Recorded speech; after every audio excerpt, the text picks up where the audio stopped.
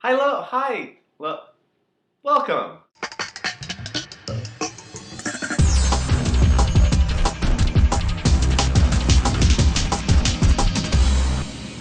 Guys, gals, and everything in between, today I'm going to be talking about pissing. Pissing people off, that is. Yeah, that joke wasn't funny in my head either.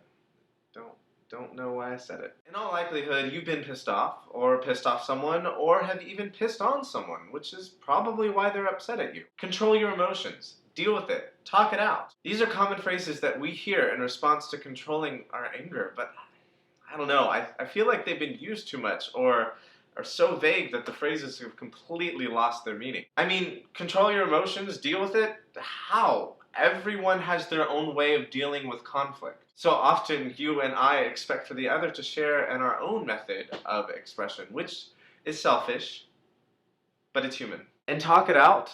Should everyone do that? And when should we do that? For how long should we do that? And what should and shouldn't we say? But enough foreshadowing. If your deductive skills are less than what Sir Arthur Conan Doyle would desire in a main character, then let me help you out by saying today, we're talking about anger and how to deal with it. Moving past the urination jokes and into the hypothetical, let's say that a friend or significant other or coworker or what have you upsets you. What should you do?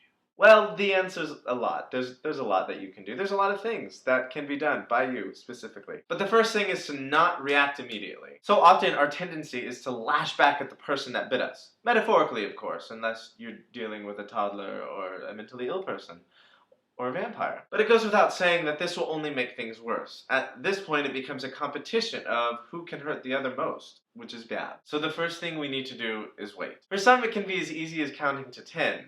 Others are going to have to remove themselves from the situation altogether. For those that fall into the latter category, myself included, we need this time to process and think. So, after we've removed ourselves politely from the situation, it's good to channel that angry energy into something. Burn it off by running or going for a drive. While you're there, you can run some errands or get stuff done, all the while processing the information and what has happened, and taking the opportunity to calm yourself down. How long should you wait? Well, that depends on who you are and the person with whom you're fighting. Researchers from the American Psychological Association and others that published on health.org say that an hour to 24 hours is ideal. This gives all parties ample time to not only calm down and burn off some of the energy, but reflect and think about what they're going to say once dialogue has been opened. But don't wait too long, or you'll risk not talking at all and burying the situation entirely. Finally, when you do talk, try to talk face-to-face, or at the very least over the phone or on Skype. Texting, emails, and other forms of computer-mediated communication aren't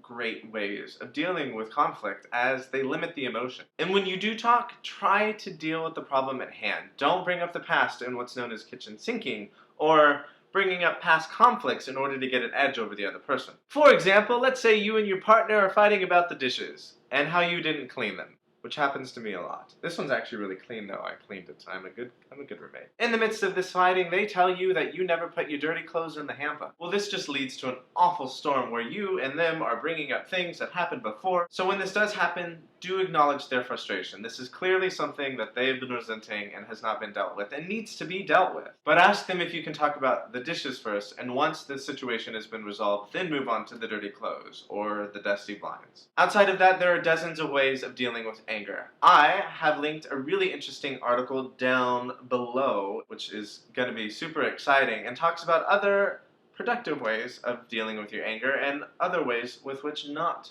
to deal with your anger. And hey, while you're down there, why don't you like, share, or comment and tell us about weird but productive ways that you deal with your anger. That being said, you are a wonderful person, and I hope you have a lovely day free of people peeing on you.